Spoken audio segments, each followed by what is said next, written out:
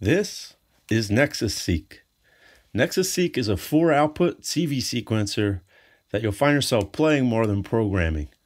It has two independent sequencers called MN on the upper row, whose voltages are sent out of these jacks here, and PQ on the bottom row, which is sent out of these jacks here.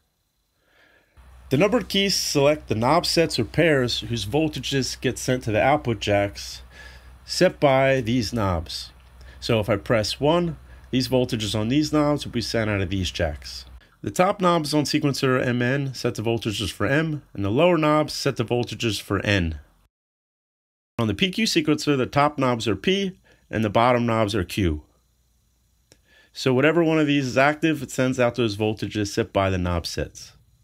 Let's see what that sounds like. Right now I have the NSX gate expander hooked up, and these two bottom jacks send out a gate high whenever a key is pressed, just like a regular keyboard. We'll patch it up to natural gate's control input.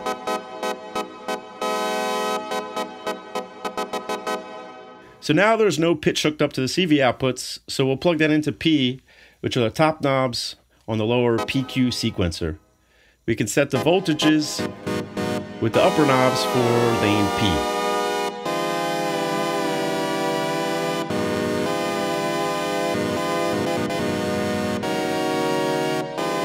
Tuning is done by holding a key and turning the knobs, sort of like an analog P-lock.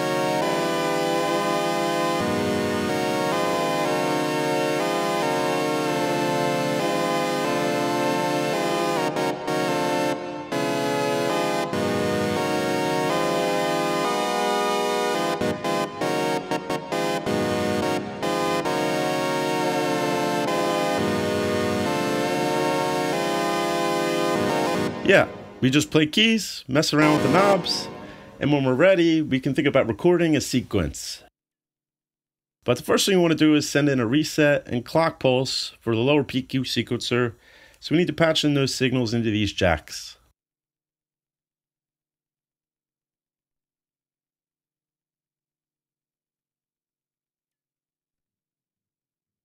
Now we can see the sequence start playing and clocking to whatever sequence was stored in there before. Real quick, we're going to use this special gate output on the NSX expander. And a quick overview of the expander. When this is connected, the bottom knobs send rests when the knobs are all the way set to 0.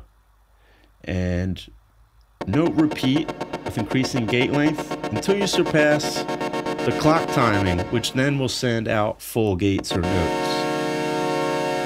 So for this, we're just going to set them to do full notes so we can hear as we play the keys.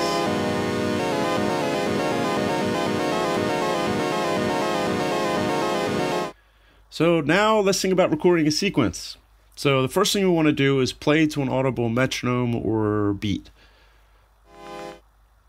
Right now I have portal jumps sending out a metronome with a clock tick and a pulse on the reset. So we'll jam on that a little bit. 1, 2, 3, 4, 1, 2, 3, 4, 1, 2,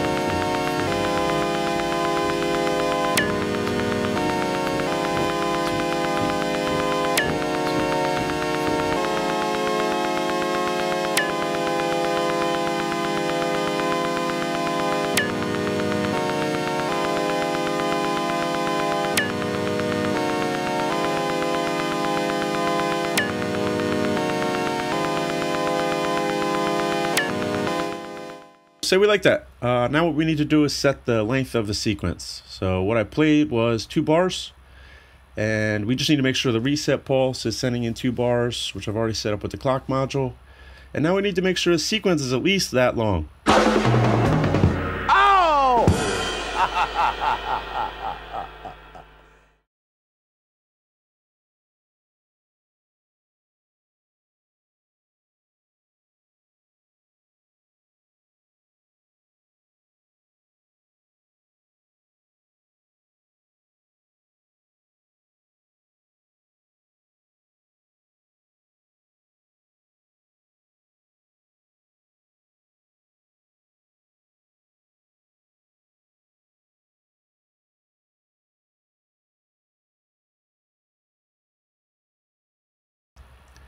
So there's a couple ways to set length. For 2 bars, the fastest way is probably to use one of these alt functions here, the fixed length settings.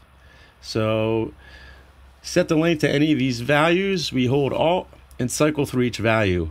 We here press 1, 2, 3 times, and now that's going to set it to 8 steps long. So now this sequence is a half a bar long. So we can hear that. And if we press it again, we go from 8 steps to 16 steps. So now we have 1 bar. Whatever was playing in before, it actually doesn't matter since we're going to press keys and they'll override whatever was set before. So we're at 16 steps now, and normally this whole process is pretty quick, but to get to 32 steps or 2 bars, we press alt and double. So we start counting again. Let's go. 2, 3, 4. 1, 2, 3, 4. 1, 2, 3, 4. 2, 2, 3, 4. 1, 2, 3, 4. 2, 2, 3, 4.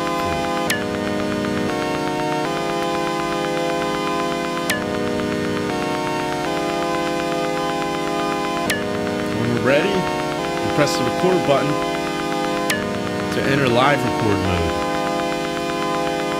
And whatever we play will be recorded into that sequence with length 32 steps or 2 bars.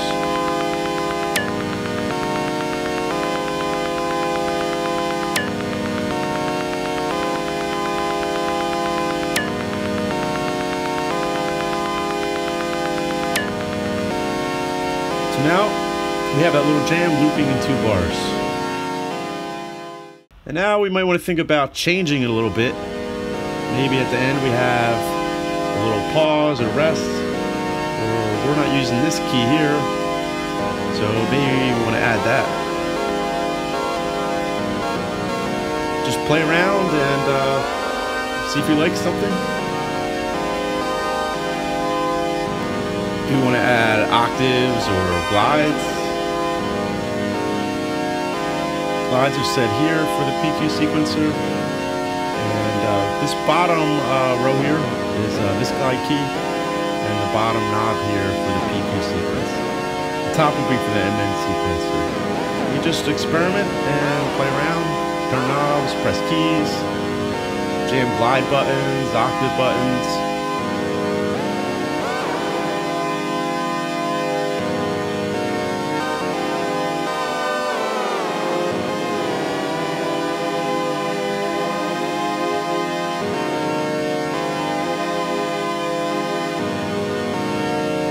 When we get something we like, we can just hit the record button again to enter live record, and whatever we play will be recorded in.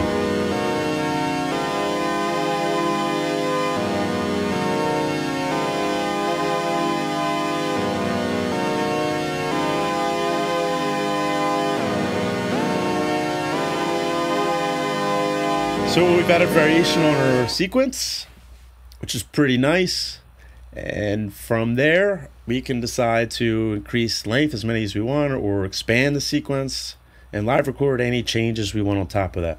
So that's it for now. We'll cover another way to create sequences in the next video. Peace.